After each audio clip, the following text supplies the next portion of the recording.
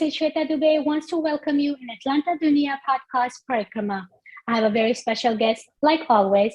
She's a mother. She's a strong lady. She's not only a strong lady, she's a strong leader. She's a true Georgia peach.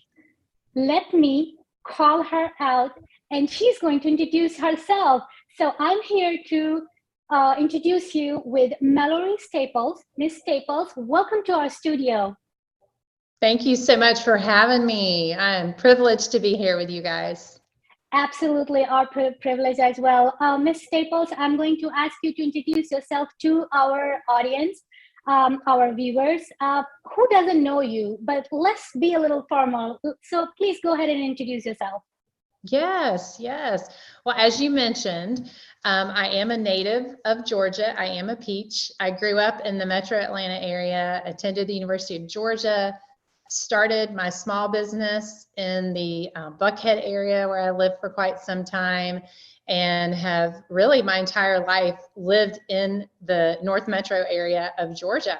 So this is home. This is definitely home and has been for quite some time.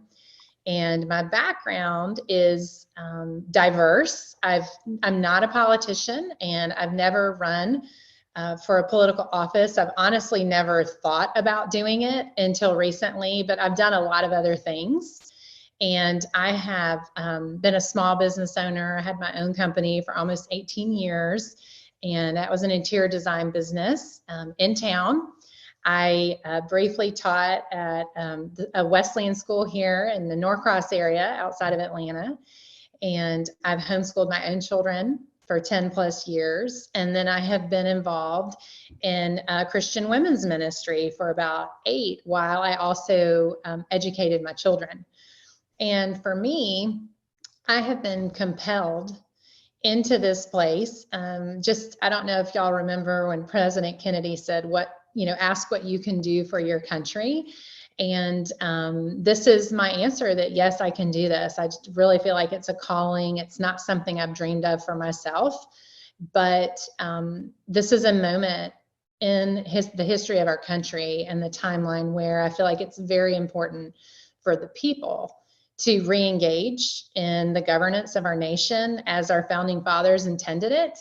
And I am able and willing to do that. And so is my family. So I'm stepping out into this arena for that reason, just passion for the nation and for my family, and wanting to be a part of the fight to preserve our very way of life here in the United States. And so I'm thrilled. I'm thrilled to be doing it.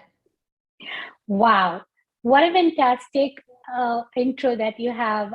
It's a perfect example of being a Georgia in my mind. Just like any other true Georgians, and I am so delightful to have you here today. You're ready to reset the American government and fight the radical, ideologies like critical race theories and defunding the police and whatnot, open the border, one of them. Let me ask you, as you mentioned earlier, that you are running for the first time. So this is your first time being a first time running it for any sort of political office. What inspired you to run for such a, important position? Well, I think it's the desire to want to make a difference. I have 3 children, and I'm convinced at this point that they are going to grow up in a different America than I did. And I'm not okay with that. I'm not okay with sitting by and going on as if life is the same when it's not. Their freedoms and their liberties are in danger. And I feel like this is the way that I can make a real impact, by going to DC, being a voice of truth, of integrity, of liberty, and making a difference there. It's a big move, but I really feel called to do it. And like I said, I'm willing and able. And the fact that it's unusual for everyday citizens to run for for seats like this is indicative of the problem. Like truly, we are a government of the people. That is how we're supposed to be running our country. And we've really turned that over to bureaucrats and politicians for quite some time. And so my greatest qualification for running is that I'm an American. I mean, that's the intention, is that the citizens rule and the government serves the people.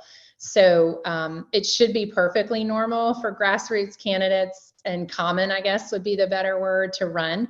But it's not. But I believe we're at the front of seeing that change. And I think there's a lot of grassroots candidates like myself that are moms and dads, grandparents, veterans, small business owners, that are saying, you know what, it's so important. Our country's so important. Everything we stand for and our way of life and freedoms need to be protected, that we are willing to set aside our good lives for a season and to serve the public this way.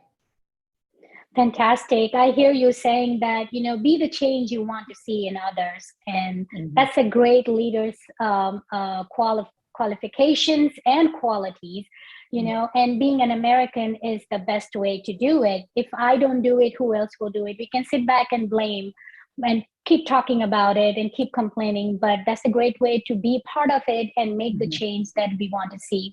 My next question, Ms. Staples, to you will be, tell me a little bit about your background. I hear you don't come from politician's family, and you have various other things that you have done. But tell me a little bit about your background. What qualities you to run for this office? So I like to say I'm not a politician, but I am a patriot. I grew up in a family that was ingrained. Love of country was ingrained in me, and my father served in the military and both of my grandfathers. So I have that, what I think should be, without saying, necessary to serve, is a passion and the love of country. And so and I think the things that I've done before in life that I mentioned to you earlier, running a business, understanding government regulation, having employees, the whole concept of serving that I've done in ministry, having been an educator, you mentioned CRT, understanding the educational process here in the country. I feel like all these things, unbeknownst to me, as I just lived my life, was preparation for doing this job, because that practical, level-headed, logical thinking is what DC needs.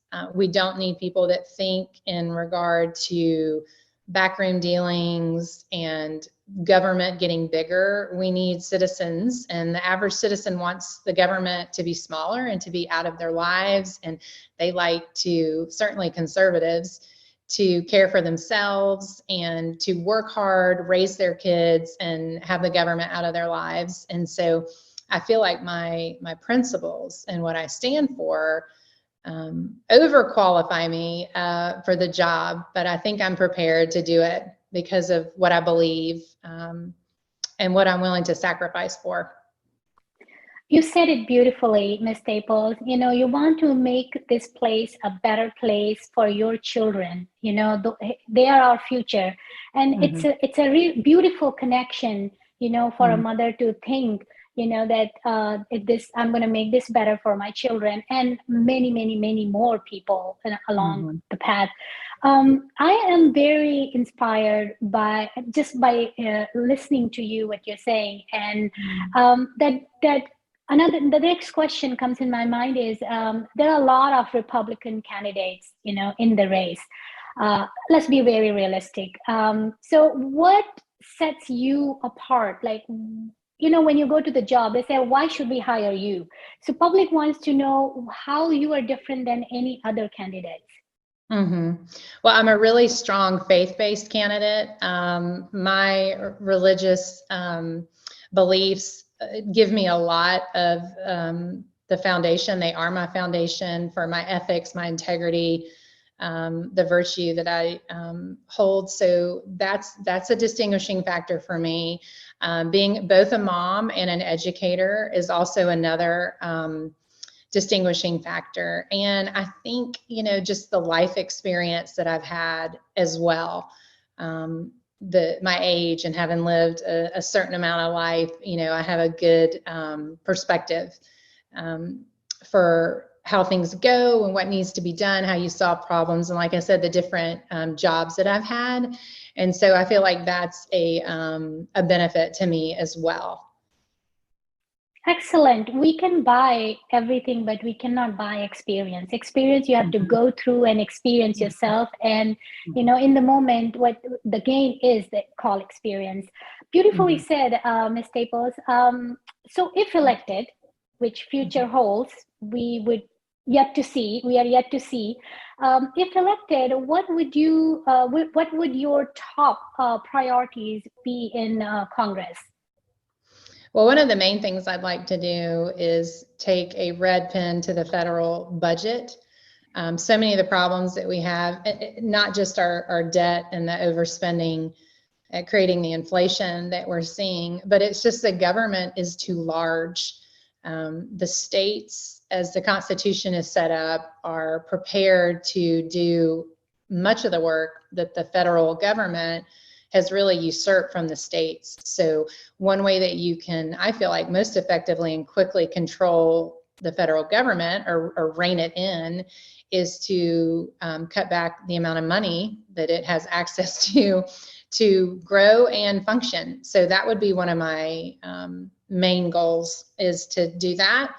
And you, of course, mentioned the border earlier, which is a crisis on several fronts. So I am all about securing our border, building the wall, also funding the police, backing existing legislation that's been put forward to ban CRT from our school systems and other socialist products like that. Absolutely on the list of things to take care of. And then also encourage those leaders that are stepping forward to create stricter election integrity laws and secure our election process. Get behind them, encourage those that aren't to do so, and support the people that we have that are doing that. Beautiful, very beautiful. I am listening to you and thinking back in my head, like, this is all could happen if you're elected, and you have a great purpose to serve our community. You have a great mindset. You have a great strong will to do so. So Ms. Staple, tell me about what's been like running for Congress so far. I know you said your children made you, you are doing it for your children, but tell me about how it's been like running for Congress so far. I'm sure your life has been changed a lot. Being a politician is not just a piece of cake. You have to take care of a lot of things, think a lot of things, do a lot of things, and going out in public and whatnot. Are you more discouraged or you are more encouraged today when you're talking to us than you were before you really were thinking, but now you're doing it in action? So what is the difference? That's a great question. I would say I'm more encouraged now because I have more exposure to the people. And, when you spend a lot of time calling people and being out in the community, particularly in my district, you hear their hearts. And what's encouraging is how like-minded the people really are. I know the media likes to tell us how divided we are as a country, but most people just love America and want to see her saved. They're discouraged by what they see happening. They authentically and genuinely appreciate that you're running. The people are the best part. I say that all the time. The people are the best part of the job. And I like being able to put my money where my mouth is, for my children to see that I don't just say things like liberty and freedom, but that we're willing to fight for them. And I think that is how you instill in the next generation a value for America and our constitutional democracy, and the fact that we as a nation recognize that liberties are God-given. They are not bestowed by man, and that's a real. It's worth giving your life for, to protect. And running for Congress, I don't think I appreciated prior to this, when a candidate engages in an election like this, they are giving of their lives and their time, and so I just have respect for and appreciation for everybody in the race and other races who are willing to get involved, because it is very, very time consuming. It is most certainly a full-time job, and I do believe it's worth it, but I did not have a full grasp of that. They tell you what it'll take, but saying it and living it are two different things. So I'm encouraged for our country, for the future of our country, for my children's future, for yours, because the heart and the minds of the American people are so, for the most part, there are exceptions, obviously, but it's not what we're presented with by the media. Most people deeply love this country and are proud to be an American. Exactly. We are very proud to be American, and I see you as a very strong leader. As we are heading towards the wrapping up this session with you, I would love to know, Ms. Staples, that what can we as an Indian American community expect from you? Give us a little bit insight. Well, I will protect your ability to be in business.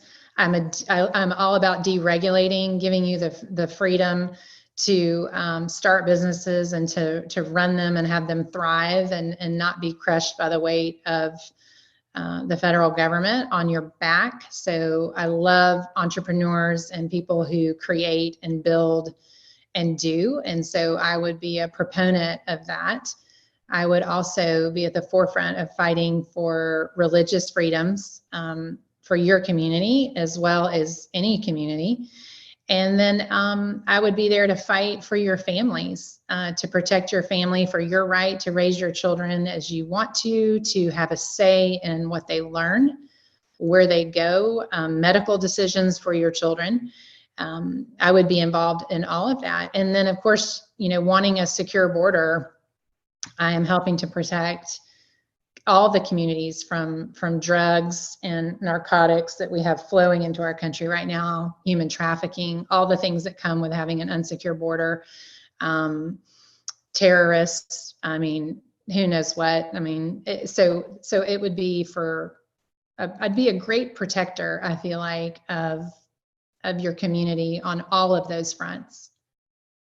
Excellent. It's music to our ears. And as you said, to Indian American community and to all communities, these things will definitely make difference.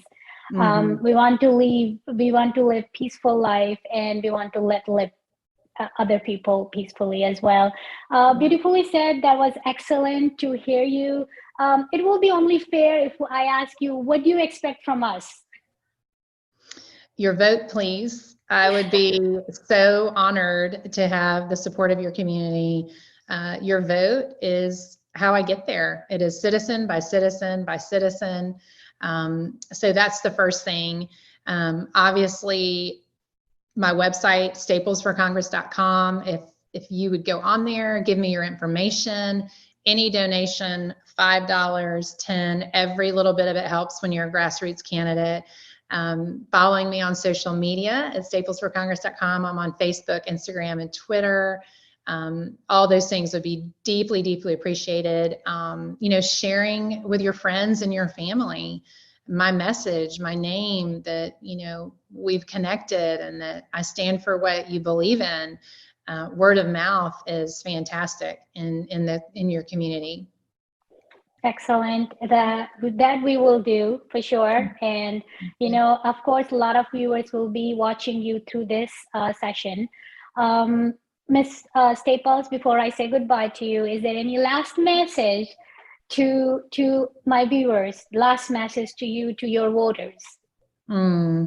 Well, it's never been more important than it is right now to send people to DC who are willing to hold the line, who are committed to something bigger than themselves and their own reputation and name. We need to send real, strong leaders. So I would just say that that is me.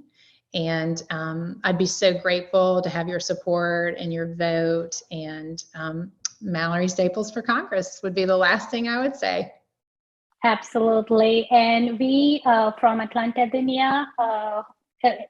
from the whole team, we wish you all the best for the Thank future you. winning.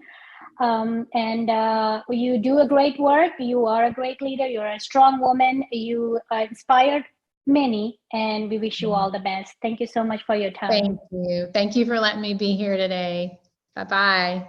Thank you. Bye. Bye-bye.